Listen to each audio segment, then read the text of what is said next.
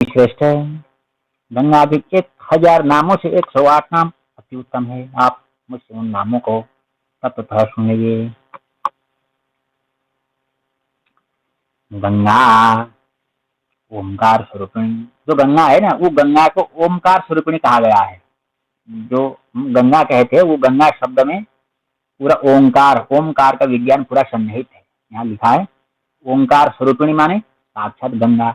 ओंकार स्वरूपिणी गंगा त्रिपथगा देवी शंभु मौली विहारिणी जानवी पापहंत्री महापातकनाशिनी पतितुद्धारिणी स्रोतस्वती परम वेगिनी विष्णु पादाब्ज संभुता विष्णुदेह कृतालया स्वर्ग स्वर्गाभि नीलया साधी शोणादि शून्यम नगा मंदाकिनी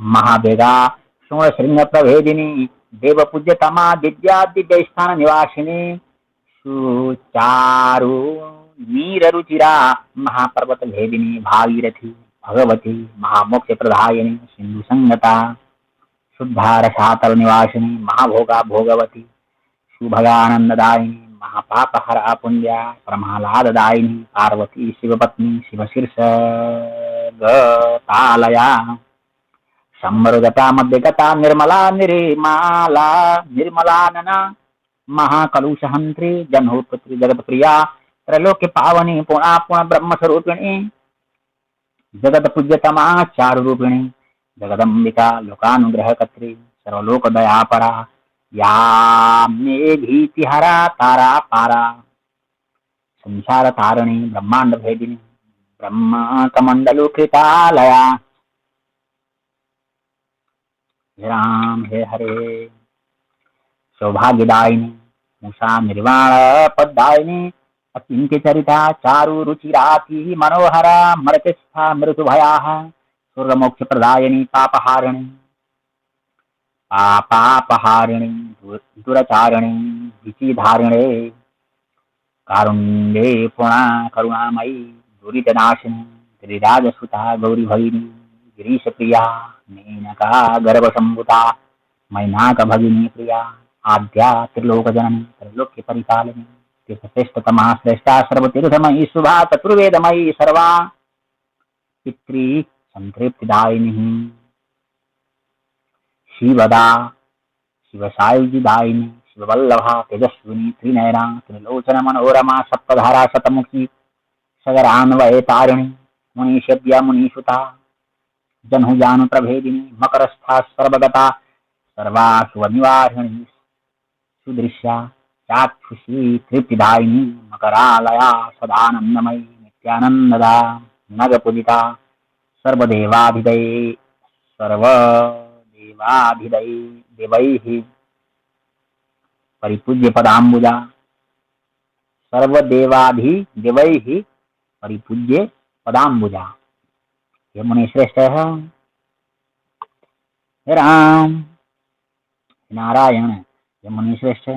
मैंने आपसे भगवती गंगा के श्रेष्ठ नाम बता दिए। ये नाम समस्त पापों का विनाश करने वाले हैं। ये नारद, जो व्यक्ति प्रातः काल उत्तर गंगा जी परम पुण्य देने वाले 108 नामों को भक्ति पूर्वक पढ़ता है, उसकी ब्रह्म हत्या आदि पाप नष्ट हो जाते हैं तथा वो अतुल्य आरोग्य एवं सुख प्राप्त करता है। इसमें कोई संदेह नहीं है। जहाँ कहीं भी स्नान करके मनुष्य यदि इस उत्तम सूत्र का पाठ करे तो उसे वहीं पर गंगा स्नान का फल निश्चित रूप से प्राप्त हो जाता है। जो मनुष्य गंगा के 108 नामों वाले सूत्र का प्रतिदिन पाठ करता है वो अंत में गंगा को प्राप्त होकर परम पद प्राप्त कर लेता है। जो मनुष्य गंगा में स्नान समय भक्तिपरायण होकर इसका पाठ करता है वो हजारों अश्वमेध यज्ञों का फल प्राप्त करता है। पश्चिमी तिथि को इसका पाठ करने वाला, पंचमी तिथि को इसका पाठ करने वाला मनुष्य वो फल प्राप्त करता है जो फल 10,000 गंगाओं के दान का कहा गया है। कार्तिक पूर्णिमा को गंगा सागर में स्नान करके जो मनुष्य इसका पाठ करता है वो शिवत्व को प्राप्त करता है। ये सच है, इसमें कोई संशय नहीं है। स्वयं सर्वतीर्थमयी गंगा ने जहाँ समुद्र तथा तीर्थराज के साथ संगम किया है उससे बढ़कर कोई तीर्थ नहीं है। दूसरे स्थान के गंगा तीर्थ में ज्ञान से मुक्ति होती है, किंतु मुनि श्रेष्ठ वाराणसी में भूमि पर अथवा जल में कहीं भी ज्ञान अज्ञान पूर्वक विज्ञान की प्राप्ति कही गई है। यहाँ स्थल पर गंगा जल में अथवा आकाश में ज्ञान या अज्ञान किसी भी तरह से शरीर का त्याग करके मनुष्य हे राम मुक्ति प्राप्त कर लेता है। ये मुने वहां पर जो मनुष्य किसी अन्य पुरुषार्थ को इच्छा से भी देह त्याग करता है, वो भी महातीर्थ की कृपा से मोक्ष प्राप्त कर लेता है।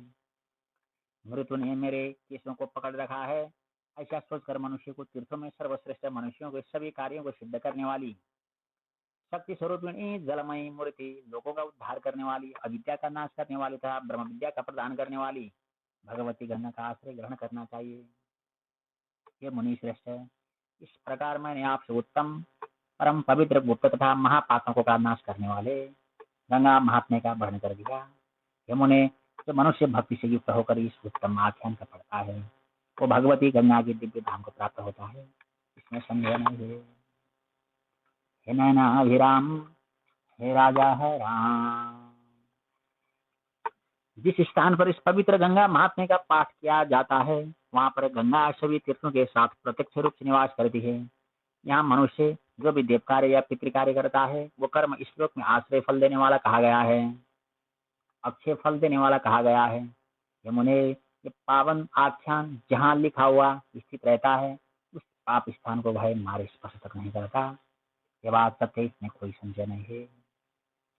मरणासन्न स्थिति में पड़ा हुआ जो मनुष्य भक्ति पूर्वक इसका श्रवण करता है और मृत्यु के अधीन नहीं होता और परम गति को प्राप्त होता है।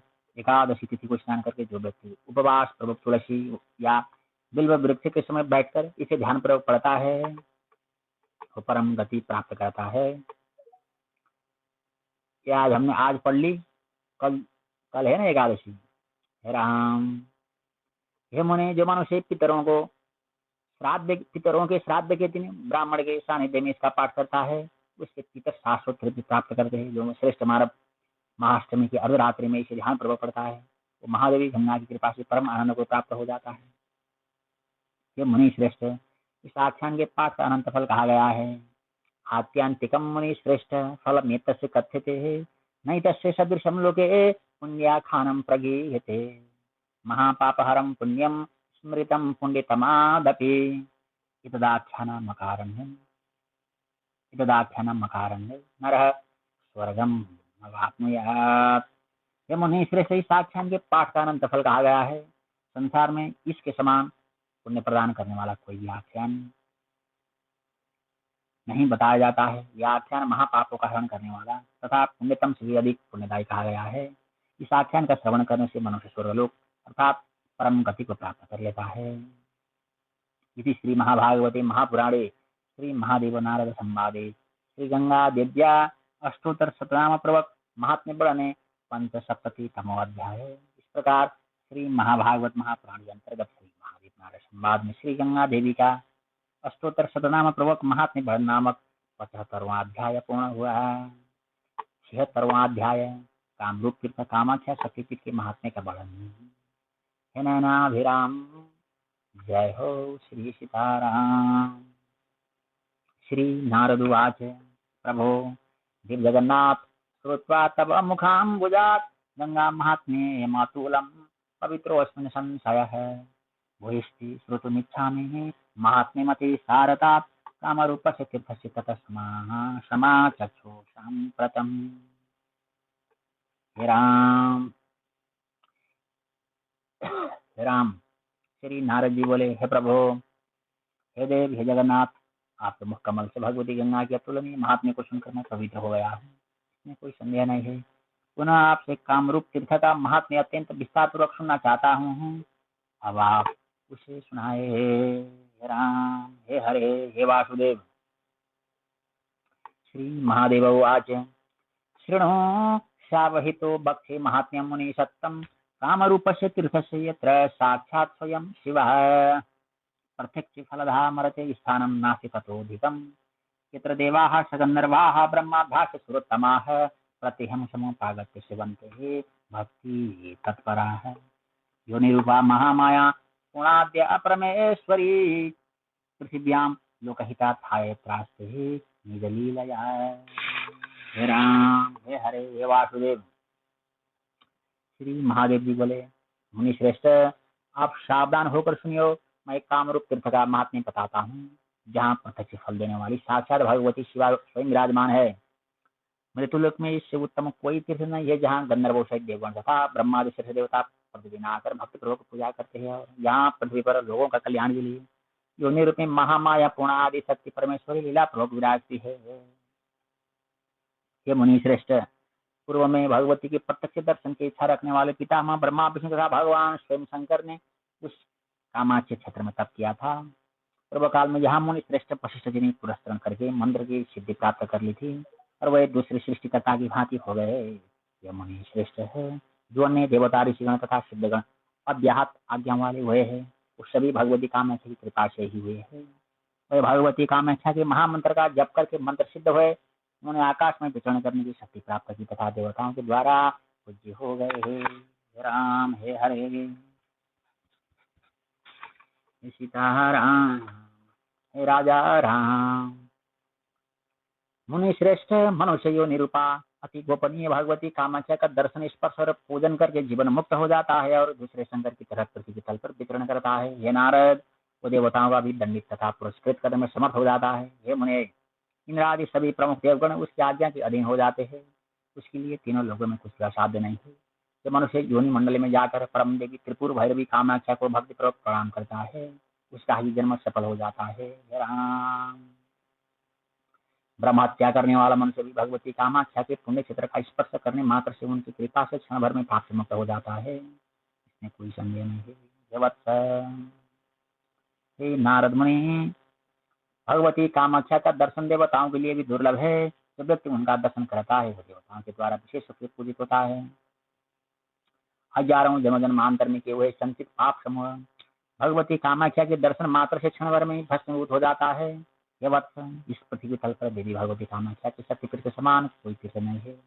जो गोपनीय रहस्य आपको अन्यत्र प्रकाशित नहीं करना चाहिए। हे हरे, हे मुनि, इस भारतवर्ष में भगवती सती की अंग प्रतिज्ञा के गिरने से देश मनुष्य के पापों का नाश करने वाला तथा पुण्यमय है। भगवती के सभी अंगों में योनि अंग सर्वश्रेष्ठ है, क्योंकि वे देवी योनि रूप में सभी स्त्री में अवस्थित है।